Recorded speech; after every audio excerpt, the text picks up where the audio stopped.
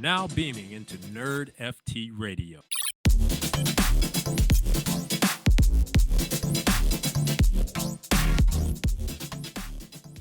This is NerdFT Radio, where nerds full-time, explorers of the metaverse, surfers of the blockchain, and not in our mom's basement. I'm your host, RSG, a.k.a. The Snow Guy, and I'm here with Crypto Crier, a.k.a.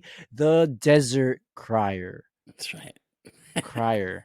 We just how are desert. you, and how far are you in Zelda? Oh, man. It's really good. Doing great. We had a great weekend. Just hanging out with the kids, doing some fun stuff. A lot of live music this weekend, but played some Zelda. Definitely some Zelda this weekend. That was fun. We just finished the Desert Kingdom. Get that lightning stone. I love how no spoilers, I guess, but they have new abilities from each thing that you finish, like the stones you captured. Ooh. They're interesting mechanics. I think you'll like them. Awesome. Hey, I'll say, listen, Crier, I made the tweet already. I've been talking about it as well. And you've also said it when you played a little bit before I did, because I had a bunch of things last week, but you're like, this is like next level good. Like when you think of Breath of the Wild, you think of maybe even a top 5 game, for me at least, ever. And this literally just like wipes the floor. Like, yeah. And that's crazy to me. Like they grabbed all the good, they stuck with it, and then they just added on top even more good. And we haven't seen that in video games in a while. You always get that like next game, you're like, the other one's better. The same. It's or not it's bad, but it's good. Like, yeah. Even most people that I think I've seen a couple of bad takes on it, or not bad takes, but just like people that saying that's not good. They're like, it's all the same stuff, like my weapon breaks and all this stuff, and I don't know. It just kind of, I feel like all that stuff kind of like immerses you like really well into. That's the whole point. Game. Crier, like you need to make a list of the people that said that, and I gotta go knock on their doors. No, I definitely agree. It's nuts, but yeah, I remember playing Breath of the Wild, and after the first playthrough, loved it. The second playthrough, I can see where people were saying some of the issues of a lot of repetitiveness. It's almost like Assassin's Creed, but again, that's the second playthrough. So Assassin's Creed, you go up the top of the tower, find some stuff, do it again and again. And I don't know. For me, I don't get that feeling at all with this. I feel there's always something new to explore, and I feel like there's a lot more, especially in the dungeons. The dungeons they were like, I don't know, it took me forever like to talk about figure the shrines, it out. Right? No, like the dungeon, I just did the first like dungeon, like where you get the final 4 you're talking about. Oh, like the main bosses. Dungeon. Okay, I'm so sorry. I was like, what's going on? All right. Like the main bosses. So like the Gerudo dungeon or whatever, lightning dungeon, it's what they call it, I think. So those ones, that one was super cool, but the way that they've made it, I feel like in the last one, it was still like on the rails where you still had to like follow a trajectory and go a certain path. But with the ability to like the ascend and go through all these different, you can do everything so weird. Like you can come out from any direction. Oh yeah. I went to the top of the tower, just ascended all the way up, and then just worked my way down instead of starting in the front. I don't know. I just feel like there's one part where I got stuck because like one of the statues hadn't moved yet to reveal a door because I was behind like an area that you weren't really supposed to be because of the ascend thing. And I was like, oh wow, that's kind of interesting. It's just very open world, and it's even open path. The way they did the pathing is even better than Breath of the Wild. I'm really so let me ask you, did you ever play, is it Elden Ring or Elden Scroll? You know the game last year, that one game Elden of the Ring, year? yeah. Elden Ring. I didn't play a ton of it, but yeah. Pretty good game. Everyone loves it. I personally don't like it as much because of it being too open world. It's literally like it drops you and you got to figure out what the heck's going on. Here on this side, you obviously get that feel a little bit, but it's a lot easier to find where you need to go, etc. So that's where I like it. It's just a little bit. It's like Skyrim. Skyrim had that sensation of that open world, but it's still, you were good on it had a path. And on the other side, I feel like I never just had a path. I was like, what the heck's going on? But again, this game's absolutely phenomenal. I'm having such a blast playing it. I should be streaming it, but unfortunately or fortunately, I went back to Disney this weekend for the 4th time in 5 weeks. Sounds terrible. I think, my legs I'm so tired. I'm going to be honest with you. But all right, enough of that. We'll talk a little bit maybe at the end of Zelda. I will probably be streaming, hopefully, during the week, if not on the weekends. I'm going to do like everything. I've already tested it out. Looks good. We're ready to rock and roll. So it should be fun. But now let's go into the NFT side of it. And the one thing everyone's talking about, and I'm looking at OpenSea like every single day at them. And obviously you purchased one a few weeks ago, and it's the Pudgy of the penguins. The penguins are the pudgiest ripping. of penguins. The penguins are selling, and the penguins are doing everything every project in the NFT space should have done on at least on the toy side and probably everything else. So the big thing that's happened over the last few days, even week, has been the drop of the Pudgy Penguin toys on Amazon. So a lot of things to digest from this. Number one, the launch page on Amazon looks great. The pictures, like with the kids holding the stuffed penguins as well as the actual collectibles. I'm going to be honest with you, Kyra. Honestly, I don't even have to be honest with you. Just look around me. When I looked at those penguins, I wanted to buy one, and I don't even hold it. And you already know my take on the penguins from the beginning. I hated them. The community back here. Let me ask you something, Cryer. The community at the beginning of time wasn't the nicest. We didn't like it as much. No, they were more like crypto Twitter guys, and it was more like, it was definitely a lot more different vibe than I feel like it currently is. Absolutely. It's more like family oriented, positivity. I definitely think that they have a good mix of people nowadays for sure. Yeah.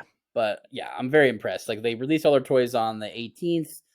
Each toy comes with a certificate to a digital items that are able to be customized on a penguin online. It's kind of like a kid's like first step into what a digital collectible is or something like that. They're $20 bucks, $24 for the plushies.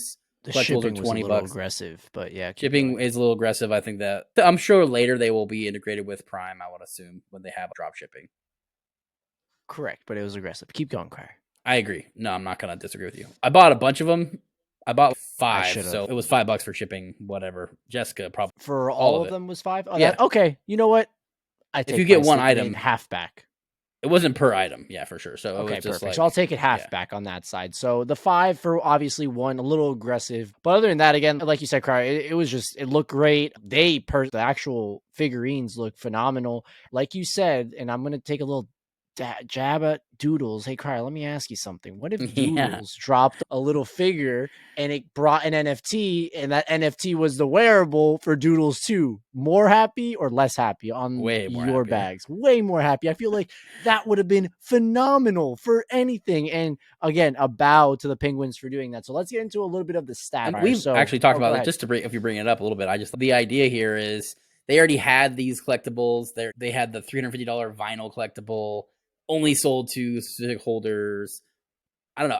That's not like their whole first goal was to be the one that onboards all the people. Hey, it looks great, but at the same time, it's phenomenal. How many of those probably sold? Not that many. Probably like 300, 400, I think, pretty low. We can talk about Bored Apes as well on that side. I'm just going to say it. But you're absolutely right. So on this side, it is pretty impressive. So let me give you some stats, and then we'll keep on going on that side. So Amazon witnessed a frenzy. Over 20,000 of these freaking toys flew off the shelves in a matter of hours. That's pretty much in 48 hours, they got around $500,000 in revenue based on these little freaking penguins. Now, the really interesting part about this all, we look at all these projects from Bored Apes to Doodles to Gutter. They all drop merch. They all drop these figures, etc.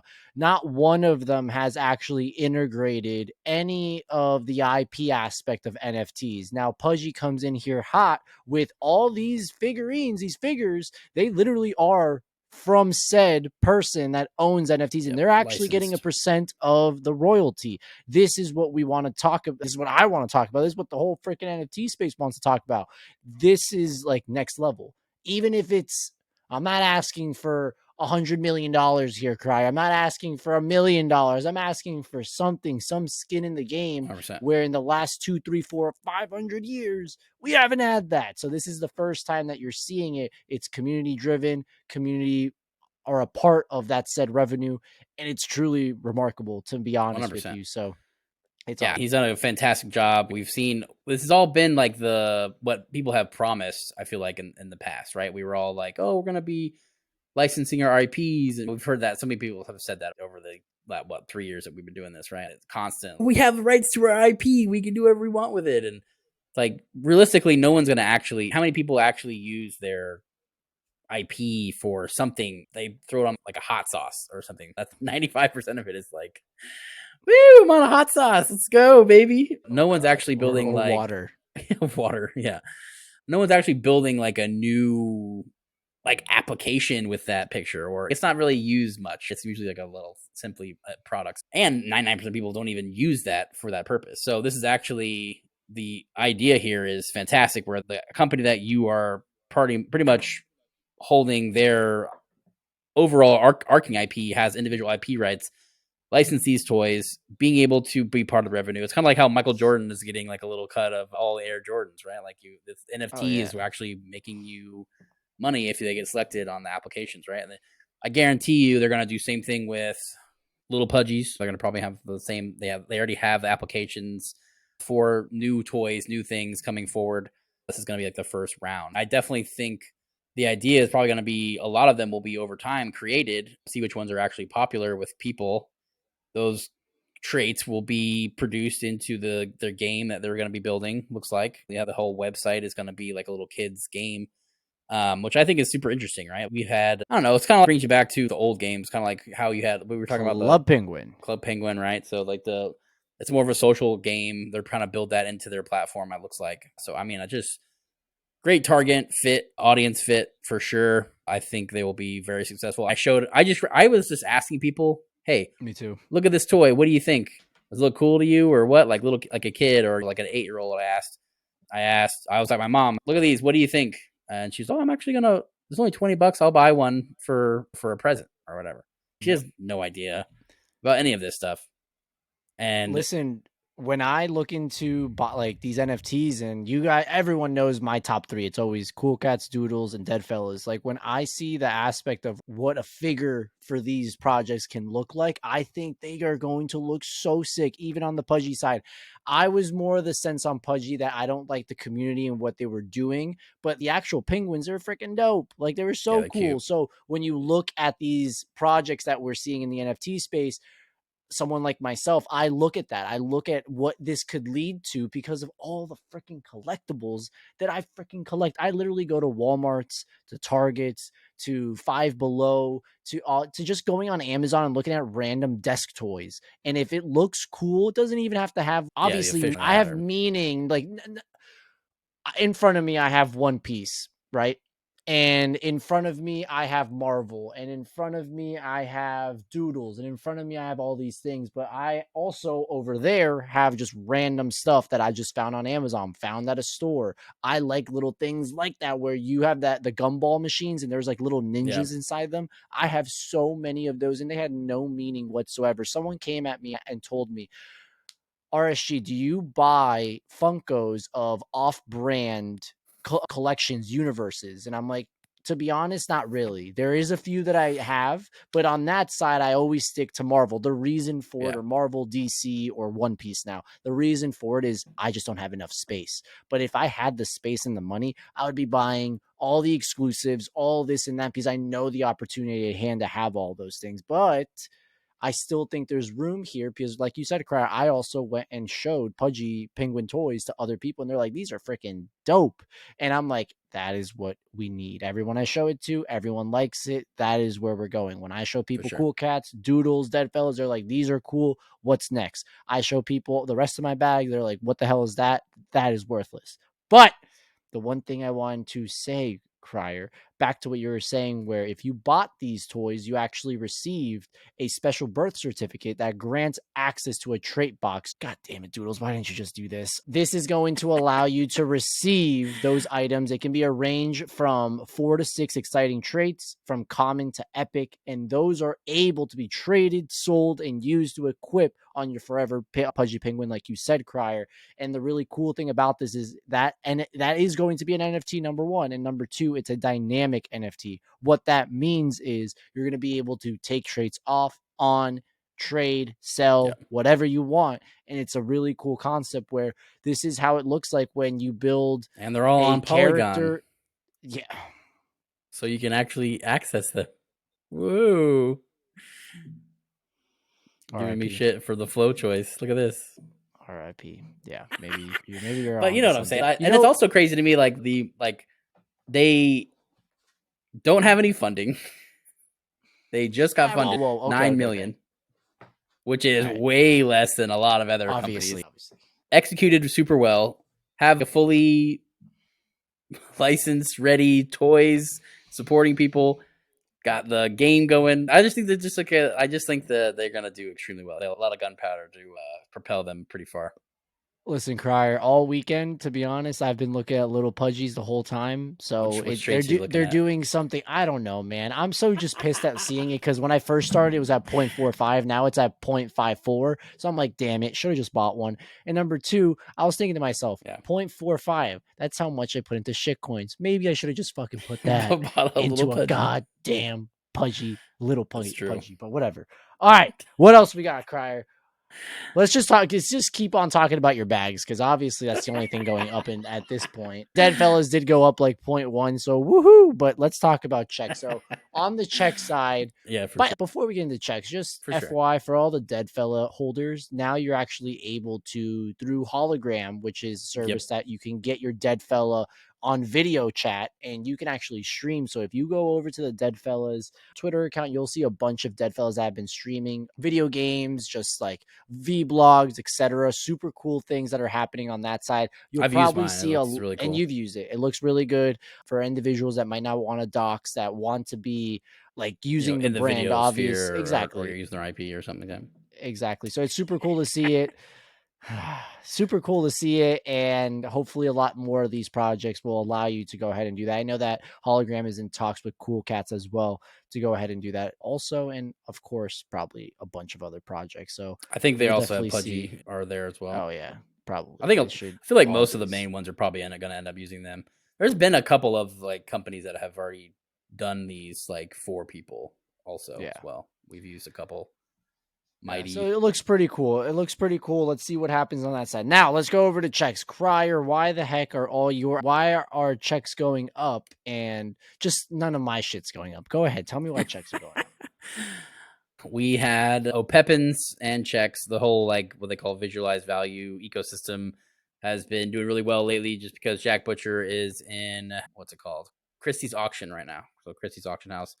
He has 3 pieces, and then a final 4th piece will be auctioned off. They're currently sitting around like 12 ETH floor. I think he's getting a lot of notoriety because of the recent mechanics released for the O'Peppin PFP project, which I think is super. There's 16,000 total.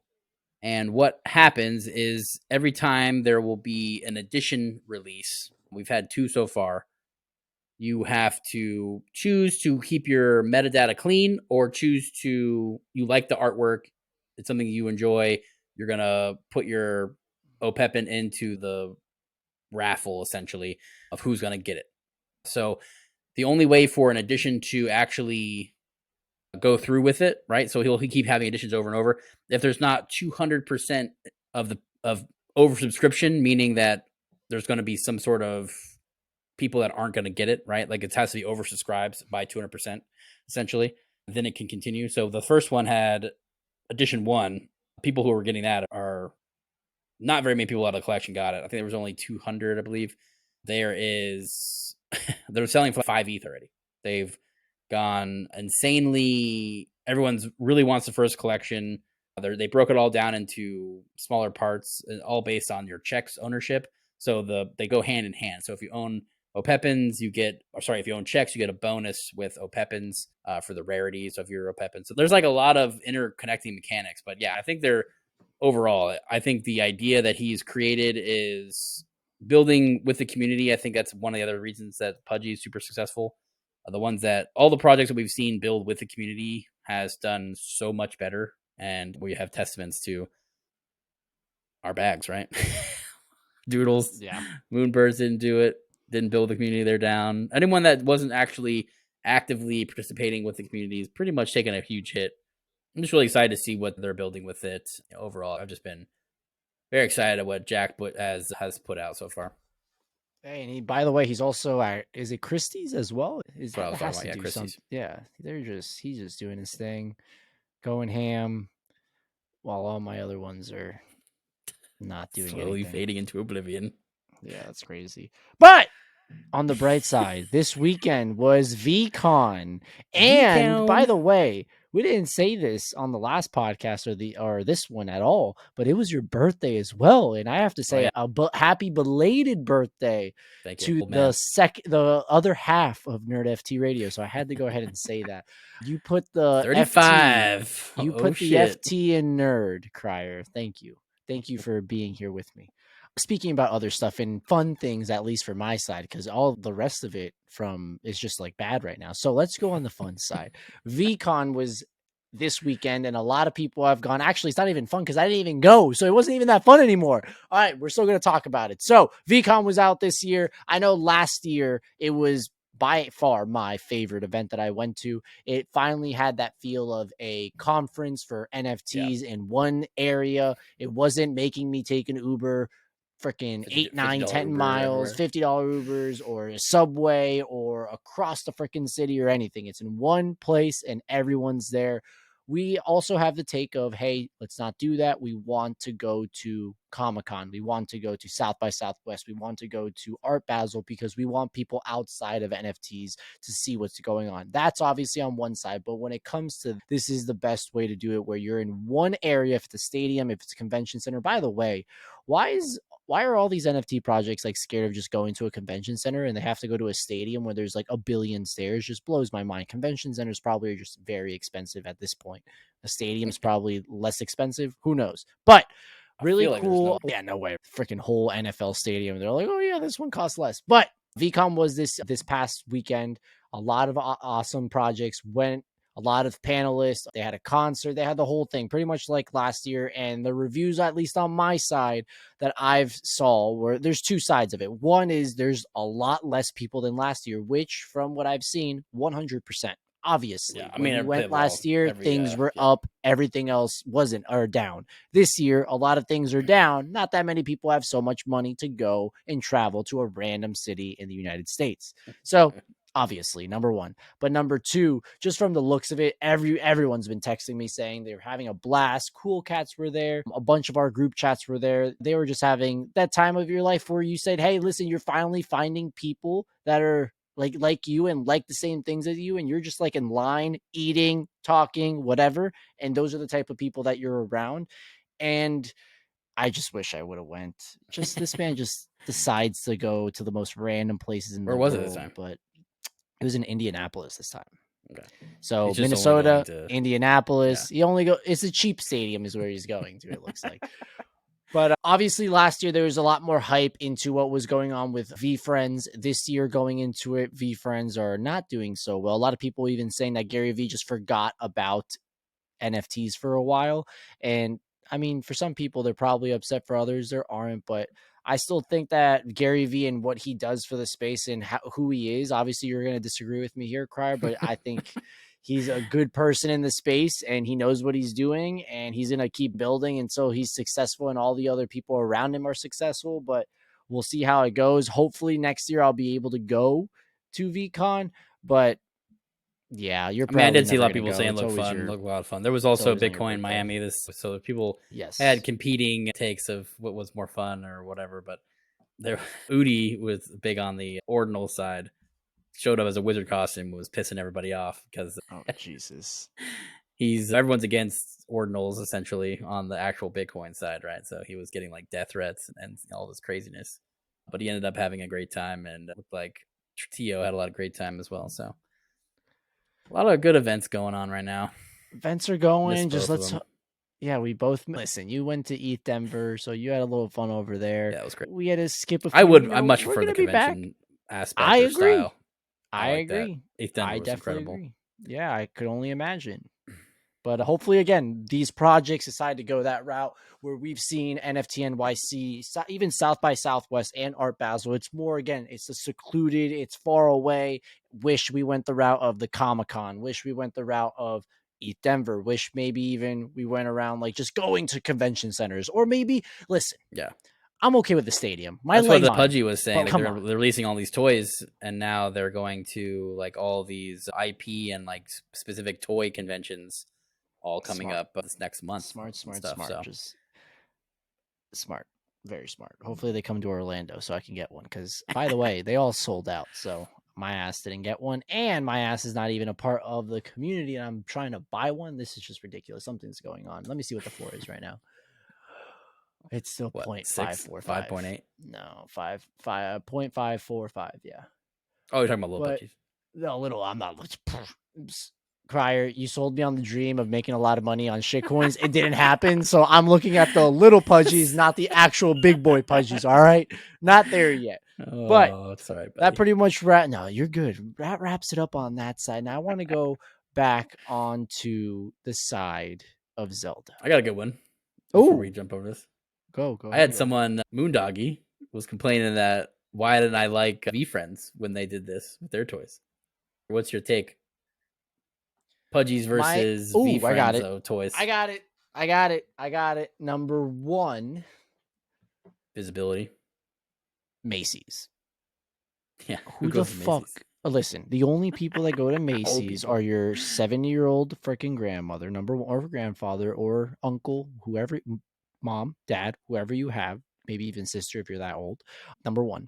Number 2, the only other person that goes to Macy's is because they have to go through the Macy's to get to the actual mall. Number 3, it's funny. The person they parked funny. They parked in the wrong place, or the mall was just packed and you had to go that route.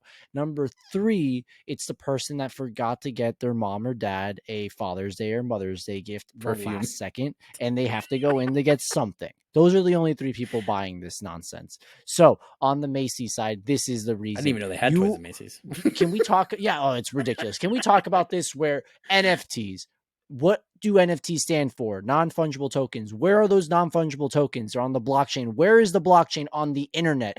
And you don't sell it on fucking Amazon? That's your problem. That is literally the problem here. That's there is the visibility. There it is. And that's what it was. I will say the only reason I did not execution buy... of toys? No, both toys are phenomenal. The V-Friends toys look phenomenal, the whole 9. The only reason I did not, here's the reason behind it. The only reason I did not buy the Gary V toys or the V-Friends toys was I specifically wanted my V-Friends, and I didn't get those V-Friends. That's where it's a little bit different, where you go into the V-Friends side of things, where there's 280 plus characters. So people are only going to probably specifically buy based off what their holdings are. There's one side. Now on the Pudgy, Cool Cats, Bored Apes, Gutter, Doodles, etc., it's one said. Yeah, it's 10K of one said figure, one said IP, one said person, character, and that will make people want to buy the actual logo or just someone else's Pudgy or someone else's Doodle, because it can look very similar to what you have. So I think that side of the execution also, Pudgy 2-0. Yeah, it's literally 2-0 Pudgy right now on the side of toys. So yeah, if you're listening to that one, Moondoggy, take that. Yeah, unfortunately. And hey, listen, I got a bag of V-Friends as well, and I have one of the most rare ones. I literally have a freaking patient panda. God damn it, man. I don't want to talk about anything right now. I don't want to do this podcast anymore. I want to change. I don't want to talk about those either. I want to change this damn name of our podcast from NerdFT Radio to just freaking Nerd Radio, because I don't want to talk about Nerd NFTs Radio. anymore. We're not talking about NFTs anymore. I want to talk about Zelda. I want to talk about Ted Lasso, Zelda. And I want to talk about... We already talked about Zelda. We're talking two double timing in on Zelda.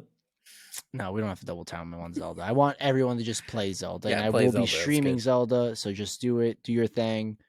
Do your thing, 21. All right. The next thing I want to talk about was this upcoming week, some shows that are having their season finale. If I'm not mistaken, it's actually Ted Lasso. Ted Lasso's having its season finale. If not one more week after that, then there's another show I'm watching on HBO that is with Scarlett Johansson. Or not Scarlett Johansson. It's with that one. It's with Elizabeth Olsen is who I'm talking about. Yeah. I'm watching it with Carolina. And it's about Candy, right? Yeah. I'm going to be real with you, Crier. That shit's money. Good. That shit's so it's actually crazy because we watched another... Hulu had the same exact show because the ladies' rights came out to be for sale. So Hulu bought it also and then did it like 6 months ago previous to this one. So we had watched that show and they did a phenomenal job. So, but I already know the story, so I'm not like, I'm gonna watch it again. Deal. Okay, no, that makes sense. That definitely makes sense. But from what I've seen on this side, it's good, dude. Looks good. It's like it was a cool. I mean, it was a really interesting story. Anyways, I mean, I just love Elizabeth. I'm gonna be honest with you. I just like Elizabeth Olsen so much. Scarlet Witch. Obviously, I'm gonna come on. I love her. And there's actually a few other Marvel actors from the Netflix series of Iron Fist. I forgot the guy's name, but he is the lawyer in the show. I freaking love that guy from Iron Fist. Iron Fist wasn't the best Netflix Marvel show, but at least some characters in it were just like they were on point. Good. And it was the brother of the. If you saw Iron Fist, it was the brother and sister. It was the brother. Yeah, it was the brother. It was the guy that hated him. He was like, no way, it's him. And then later on, it is him. Oh, it's him. Whatever. That seemed besides the point. That pretty much wraps it up for us. I'm trying to close this show out because there's only one reason. And what is that reason, Crier? Build more bricks. No, I want to go play Zelda. We'll catch you guys later this week to play, or excuse me, to talk. Are we going to talk about NFTs or are we going to talk about Zelda? We're going to talk about both things. We'll be back. Grab those Zelda bricks FT. and Crier. Ooh. 2 weeks till Diablo. 2 weeks till Diablo, and then we need to change our logo. Your freaking we gotta switch that penguin on there. Damn, bro, I gotta get rid of all this. No, relax. We did not sell those yet. All right, those aren't sold yet. We're not there yet. We still have some half a Pudgy penguin right now. I'm just so upset right now. We'll catch you guys later this week. See ya. I love you all. Help me. He's not bad.